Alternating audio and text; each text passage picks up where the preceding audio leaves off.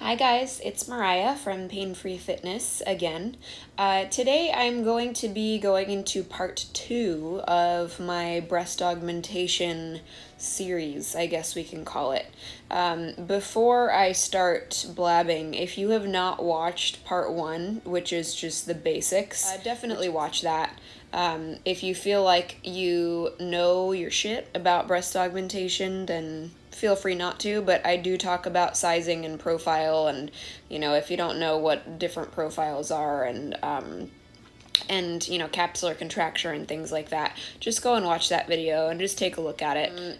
As usual, little disclaimer, I am not a medical professional. I'm not endorsing plastic surgery in any way. I can't diagnose anything, can't treat anything, just kind of talking about my own experience and trying to give some information to people who are looking to do this procedure who might not have any information at all. I think there's not enough literature on this procedure, especially considering how popular it is. So that is that.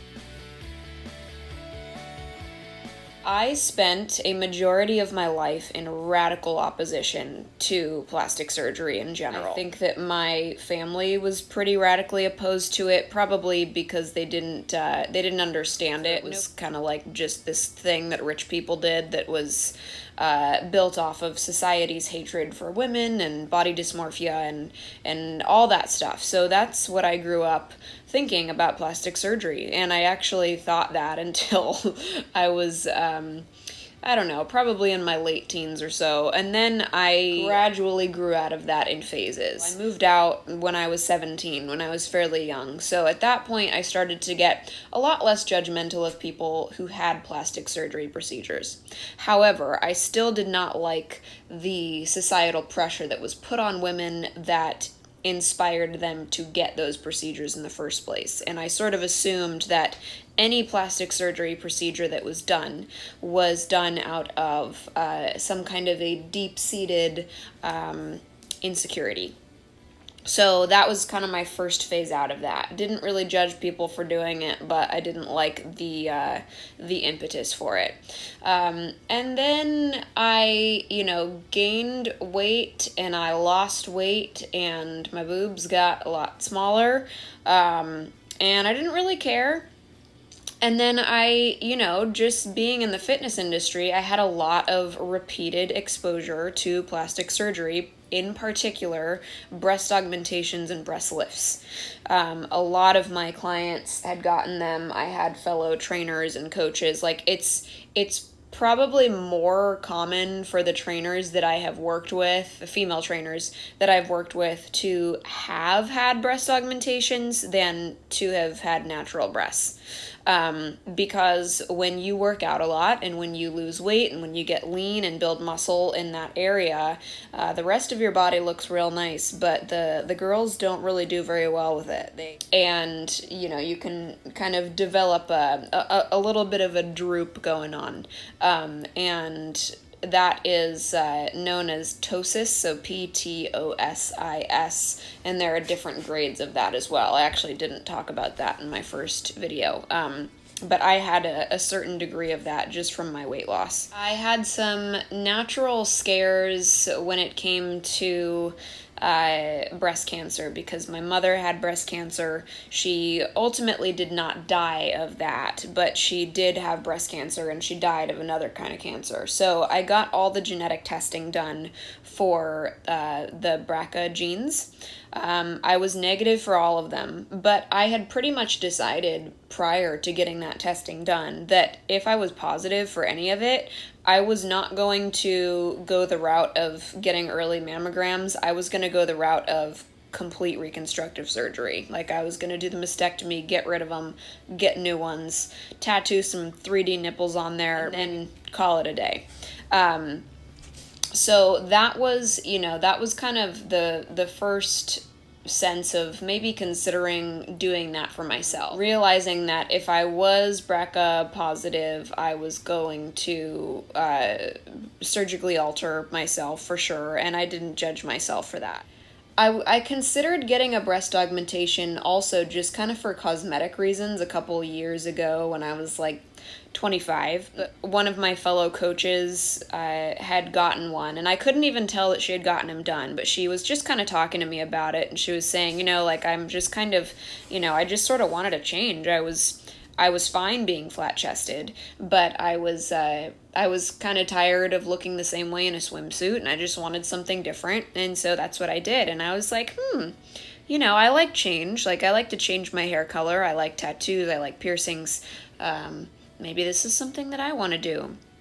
But I approached my boyfriend at the time with it, and he was like, yeah, I don't really think that it's a good idea for you to get a major medical procedure that's 100% elective. I think you should save your surgeries for shit that you really need, which is a very reasonable comment. And I had to have 2 major surgeries when I was 21 years old. So totally understood it, just shelved it, was like, whatever, I'm cool with my small boobs. And then earlier this year, I, waffled back and forth on it. I had some investigative things done with my right breast. There was just some dense breast tissue that was scary to me because I'm really fucking paranoid, but it was investigated and it was fine. That kind of spurred me again to consider the possibility that maybe I did want to change the appearance of my breast. I started researching the procedure probably back in March or April of 2018, and I didn't get my surgery until November. Like, I knew that I would not be able to have my surgery until the holidays because I own a business and have another job, and I just wouldn't be able to get time. And I had that entire time to do self-research and to participate in consultations with surgeons. I had like 6 or 7 months to just inundate myself with information, and that's what I like. I knew pretty much from the beginning what surgeon I was going to choose. So one of my clients, my massage therapy clients, had gotten her breasts done and they looked excellent. And she was a nurse. So I knew that she was very well educated and she had done her research and she had chosen this surgeon. And I just, I asked who it was. And when she told me who it was, I looked at his gallery online and I was like, this guy is good. He makes some good boobs. And pretty much ever since then, I knew that I was going to choose him. But he had like a 4-month waiting list, even for a consult. So I scheduled my consult with him, like I called them, I think probably in April, and then I scheduled my consult for like the very beginning of August. He was just backed up.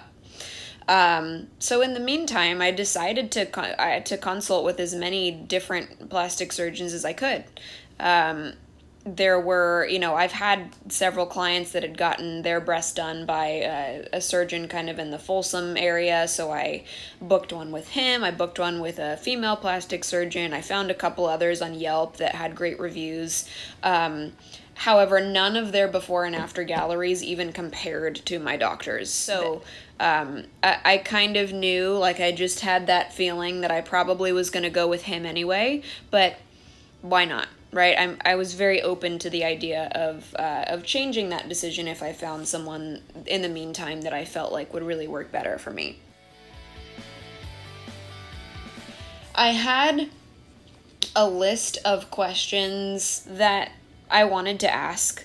I had nipple piercings at the time. I was really curious about what the protocol was for those. I wanted to know when I could work out again. I wanted to know what the risks of complication were, particularly capsular contracture, like I said in my last video, scared the hell out of me. Loss of sensation in the breast and interference with mammographic studies and profiles and things like that. So I actually compiled a list of questions that I took to my consults. And the most interesting thing for me was how different everyone's responses were.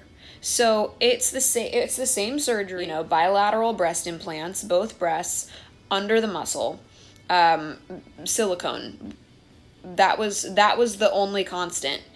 Everything else, like literally everything else regarding pre-surgery protocol, post-surgery protocol, my piercings, anything, recovery, anything else, risk of complication, that changed so much from person to person. And it makes sense. Everybody's trained differently. They all had their different experiences. I consulted with, I think, 6 or 7 different surgeons before mine. So, I figured whatever surgeon I went with, I was going to follow that surgeon's instructions. That's very important. Like don't have your surgeon tell you one thing and then go online and then research something else and do it a different way. You never know what you're finding online and what surgical technique is used there and why your surgeon has recommended this particular thing. My surgeon was pretty darn chill about everything.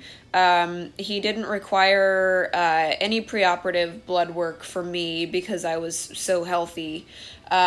He also didn't want to choose size at all. Like, he didn't even want to talk about sizing until my pre-op because he wanted me to try on the sizers. He wanted to really get a thorough view of my measurements. And even then, he made it very clear that he couldn't guarantee any size until he got me on the operating table and took a look kind of at my breasts while he was in surgery. So I really liked that. All of his responses were very, very academic in nature. I brought him quite literally a file of questions and, goal pictures and studies, and he very patiently sat. Really wanted someone who did good work and who seemed like they were competent, and he showed that competency very, very, very well for me. So that's why I wound up choosing him. Things that I would recommend asking a plastic surgeon when you are going in for a consult. First of all, look at their before and after pictures. So that's a big one. That is usually a surgeon's demonstration of their best work.